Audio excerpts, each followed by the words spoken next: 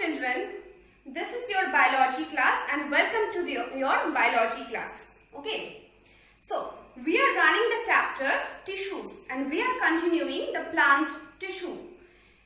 On the previous class, we talked about the simple permanent tissue, and that is the parenchyma, collenchyma and sclerenchyma. Now, today, let's talk about the complex permanent tissue. These are of two types, xylem and phloem. Well, from the name simple permanent tissue and complex permanent tissue, we have a conclusion like simple permanent tissue have some simpler structures and complex permanent tissues, I mean the xylem and phloem, contain some more complex structure than the simpler one. Okay. So, I told you that parenchyma, collenchyma and sclerenchyma belong to the simple permanent tissues, contain more simpler structure, some with some intercellular space, some cellular wall thickening, and that helps the plant to provide the rigidity, proper structure, shape and the intact rigidity of the plant. But these two tissues, xylem and phloem, are generally made for the plant internal physiological activities. So, we already learned about the plant transpiration, plant translocation and the transport system inside the plant body in our previous standard. Okay. Now, what is the transportation or what is the transportation system plant carries? Plant carries a transportation system including these two tissues specifically. So what should be transported? Obviously, plants have to produce food. And what is the location of this food production? Obviously, the green colored portions of the plant carries the function to that is the food production or the photosynthesis process. We also learned that photosynthesis process or food production requires a green colored pigment, and that is known as chlorophyll. And due to the presence of chlorophyll in the green portions of the plants, the photosynthesis takes place on the green portions of the plant as well. Okay, so we consider that the green portions of the plants, generally the leaves, are the kitchen where the plant can produce their own food. Now, to prepare something in our kitchen, to prepare some food in our kitchen, we need some ingredients, right? So here also, photosynthesis process requires some ingredients to prepare the food. And what should be the ingredients? Of course, we already learned in the process in details in the previous classes, like the water and minerals from the soil, the carbon dioxide from the atmosphere or air, and of course the sunlight. Well, we already learned that sunlight directly enters into the plant body or enter into the any kinds of living things in our atmosphere due to the radiation process of heat transmission. And now, what is the carbon dioxide entry? Carbon dioxide enters into the plant through the stomata or the small openings present in the leaves generally. Now, my point is, what is the entry point and how the rest, water and minerals, can enter into the plant body and directly go to the kitchen or the green portions of the plant. Now, here comes the topic of today, that is the xylem does. Okay, water and the minerals directly enter into the roots from the soil by the active transport process. Okay, now root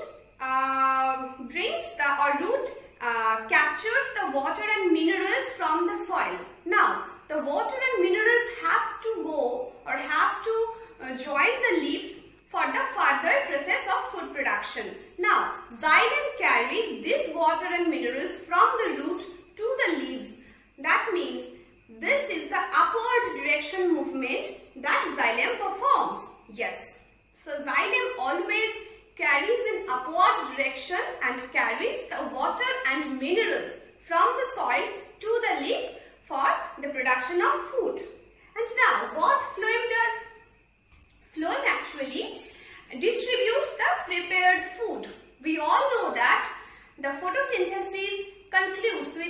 production of glucose, and that is the main food of the whole environment. After photosynthesis or after production of the food or glucose, that glucose carries by the phloem through the phloem or by the phloem to all parts of the plant body. Okay. Food should be distributed to all parts of the plant body, including the leaves, the lateral portions, the nodes, the roots, the stems, everywhere.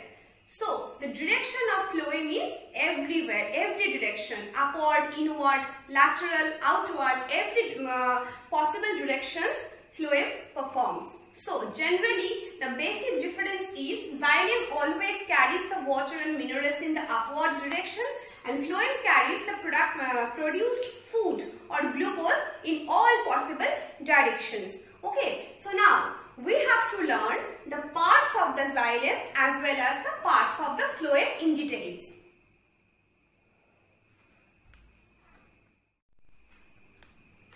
So you can see over here, xylem contains 4 parts as well as the phloem contains also 4 parts.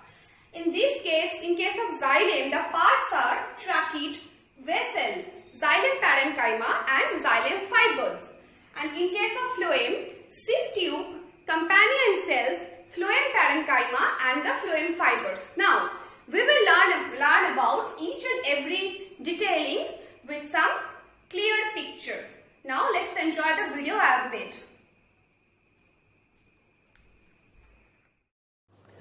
I told you that xylems are divided into 4 compartments: trachea, vessel, xylem parenchyma and xylem fiber. Trachea is a tubular structure. Cells are oval, elongated with sharp ends. Xylem transmit water and minerals from the root to the leaf, so you can say that the conduction occurs only in upward direction, as I mentioned. Look at the picture of vessel. Vessel is also a tubular structure and the cells are elongated. Now, look at the picture of xylem parenchyma. Cells with prominent nucleus, cytoplasm are columnar in shape. They store food and conduct water in sideways only.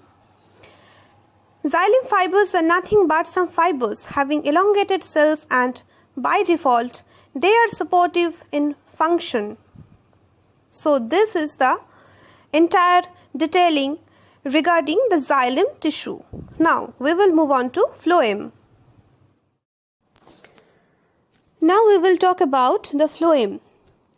Phloem is also divided into 4 parts: sieve tubes, companion cells, phloem fibers and phloem parenchyma.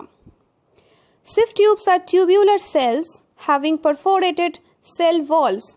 That means small pores are present in the wall. The small pores are capable of allowing the food from the tissue to the different parts of the plant body. Companion cells are living parenchyma with thin cell walls. Phloem fibers are the fibers made of cells originated from the sclerenchyma actually. And the phloem parenchyma are living parenchyma also that store food with distinct nucleus and cell wall and this made of cellulose. So now I hope the xylem and phloem concept are now clear to you.